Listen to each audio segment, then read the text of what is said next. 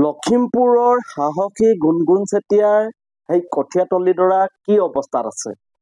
আজি সেই কঠীয়াতলীডৰাত উপস্থিত হৈছিল ৰাইজৰ দলৰ সভাপতি অখিল গগৈ ডাঙৰীয়া আৰু তেওঁ গুণগুণ চেতিয়াৰ সেই কঠীয়াতলীডোখৰত উপস্থিত হৈ কি দেখিলে? আৰু অখিল গগৈ ডাঙৰীয়াই কঠীয়াতলীডোখৰত উপস্থিত হৈ কিয় ক'লে যে মোৰ অসমীয়া মানুহৰ ওপৰত, মোৰ খিলঞ্জীয়া মানুহৰ ওপৰত, মোৰ আহোম মানুহৰ ওপৰত হিমন্ত বিশ্ব শৰ্মা ডাঙৰীয়াই যি উচ্ছেদ চলালে, আচলতে এই উচ্ছেদ অতি বৰ্বৰ, নিকৃষ্ট আৰু অমানৱীয়। হিমন্ত বিশ্ব শৰ্মা ডাঙৰীয়াই মোৰ আহোম মানুহৰ ওপৰত আক্ৰমণ কৰিছে বুলি ৰাইজৰ দলৰ সভাপতি অখিল গগৈ ডাঙৰীয়াই প্ৰতিক্ৰিয়া ব্যক্ত কৰিছে, তেওঁ ক্ষোভ প্ৰকাশ কৰিছে।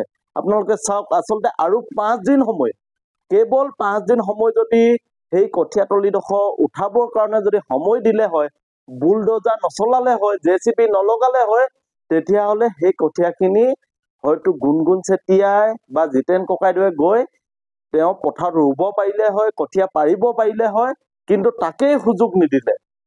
তাকেই সুযোগ নিদিলে হিমন্ত বিশ্ব শৰ্মা ডাঙৰীয়াৰ চৰকাৰখনে, আৰু তাকে লৈ এতিয়া ক্ষোভ ব্যক্ত কৰিছে ৰাইজৰ দলৰ সভাপতি অখিল গগৈ ডাঙৰীয়াই।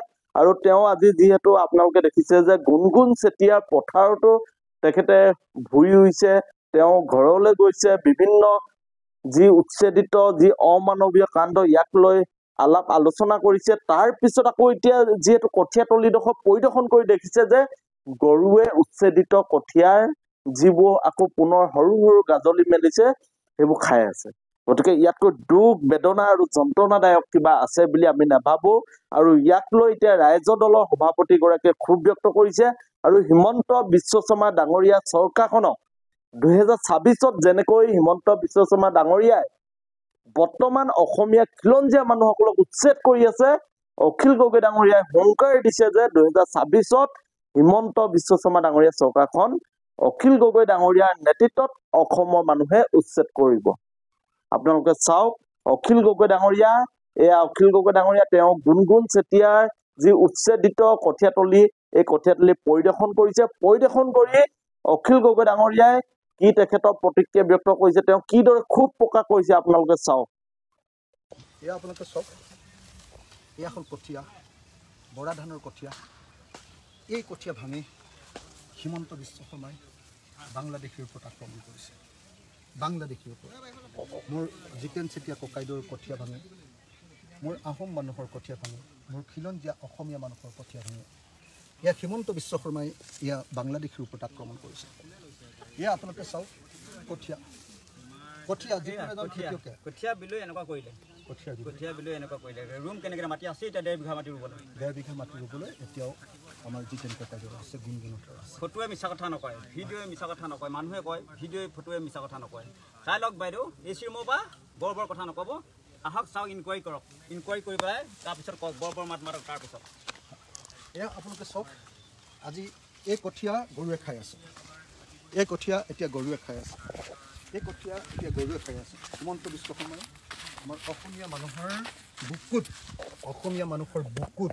গুৰ মাৰি অত্যাচাৰ কৰি, আহোম মানুহৰ বুকুত গুৰ মাৰি অত্যাচাৰ কৰি, খিলঞ্জীয়া থলুৱা মানুহৰ বুকুত গুৰ মাৰি অত্যাচাৰ কৰি এই কঠীয়ানিখন শেষ কৰি পেলালে। মাত্ৰ 5 দিন ৰৈ দিয়া হ'লেও এই 1.5 বিঘা মাটি তেওঁ ৰুব পাৰিলেহেঁতেন। আৰু মাটি আছে, বেলেগৰ কঠীয়া আনি ৰুইছে, তেওঁলোকৰ মাত্ৰ 4 বিঘা মাটি। এই 4 বিঘা মাটি কঠীয়া ৰুবৰ কাৰণে এইখিনি আৰম্ভ কৰিছিল। তাৰ ওপৰত হিমন্ত বিশ্ব শৰ্মাই অত্যাচাৰ কৰিলে। ইয়াত জেচিবিয়ে ঠেলি, বুলডোজাৰে ঠেলি ইয়াত পেলাই দিছে। ইয়াৰ অত্যাচাৰ, ইয়াত হিমন্ত বিশ্ব শৰ্মাৰ অত্যাচাৰ। আপুনি চাওক, আজি কঠীয়াতলী কি অৱস্থাত আছে। এয়া কঠীয়াতলী, অসমৰ খিলঞ্জীয়া মানুহৰ কঠীয়াতলী, আহোম মানুহৰ কঠীয়াতলী, অসমীয়া মানুহৰ মুখৰ ভাত হিমন্ত বিশ্ব শৰ্মাই কাঢ়ি লৈ গৈছে। অসমীয়া মানুহৰ মুখৰ ভাত কাঢ়ি লৈ গৈছে হিমন্ত বিশ্ব। তো সেইকাৰণে মই আপোনালোকক কওঁ, এয়া আপোনালোকে চাওক, যদি কোনোবা সঁচাকৈ খেতি কৰা মানুহ আছে, তেওঁলোকে বুজিব খেতিয়কৰ এই বেদনা, খেতিয়কৰ এই বেদনা, এই কঠীয়াবিলাকৰ ওপৰত কৰা অত্যাচাৰ। 1.5 বিঘা মাটি এতিয়াও খেতি কৰিবলৈ বাকী আছে, মাত্ৰ 4 বিঘা মাটি খেতি কৰি চলি আছে মোৰ জিতেন ককাইদেউ, জিতেন চেতিয়া ককাইদেউ। সেই জিতেন চেতিয়া ককাইদেউৰ তেওঁ আনকি আধি খেতি কৰে যেতিয়া, কিন্তু কঠীয়াখিনি যেতিয়া ভাঙি পেলালে, এইবাৰ তেওঁ আধি খেতিও কৰিব নোৱাৰে। এইবাৰ তেওঁ আধি খেতিও কৰিব নোৱাৰিলে মোৰ জিতেন ককাইদেউ খাব কি জিতেন ককাইদেৱে দেখি থাকোঁতে এতিয়া চব একদম ইমান দুখত আছে যে তেওঁ দেখিলেই কঠীয়াখিনিকে উঘালি থাকে অনবৰত সেয়াই মোৰ জিতেন ককাইদেউ মোৰ অসমীয়া খিলঞ্জীয়া মানুহ জিতেন ককাইদেউ মোৰ আহোম মানুহ অসমীয়া জাতি গঢ়া আহোমসকল তেওঁলোকৰ ওপৰত এই অত্যাচাৰ কৰিছে আজি হিমন্ত বিশ্ব শৰ্মা চৰকাৰে সেইকাৰণে আজি চাওক আজি ইয়াত গৰু চৰি আছে আমাৰ অসমীয়া মানুহৰ কঠীয়াৰ ওপৰতে এতিয়া গৰু চৰি আছে অসমীয়া মানুহৰ কঠীয়াৰ ওপৰতে এতিয়া গৰু চৰি আছে কঠীয়া বিলৈ আৰু এনেকুৱা কঠীয়া বিলৈ এয়া হ'ল কঠীয়াৰ বিলৈ মোৰ জিতেন ককাইদেউৰ বিলৈ এয়া অসমীয়া মানুহৰ বিলৈ এয়া আহোম মানুহৰ বিলৈ এয়া খিলঞ্জীয়া থলুৱা মানুহৰ বিলৈ আৰু এই এনেকৈ বিলৈ কৰা এই হিমন্ত বিশ্ব শৰ্মা চৰকাৰখনক যেতিয়ালৈকে উচ্ছেদ কৰিব নোৱাৰিম তেওঁলোকে আমাৰ খেতিয়কৰ খিলঞ্জীয়া খেতিয়কৰ ঘৰ মাটি কঠীয়া উচ্ছেদ কৰিছে আমি ২৬ত এই চৰকাৰক উচ্ছেদ কৰিম এয়া আমাৰ 75 লাখ